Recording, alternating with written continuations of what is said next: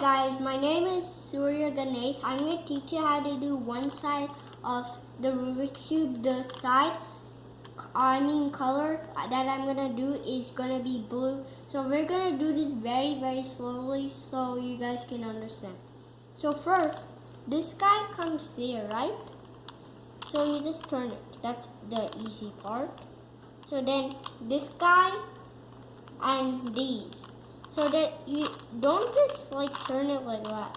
Just park it, turn it. But it's okay if this guy gets cut. Then bring this guy here. So you have to turn this guy, and then this guy you bring, then all these three you bring. So now I'm almost done with it. So you see here there's one, right? So it can easily go here. So you have to turn all 1, 2, 3, 4, 5, 6 here. Then bring this blue up and then turn all the 6 back.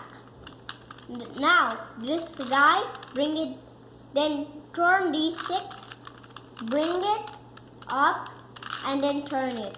That's how you solve a Rubik's Cube. Bye!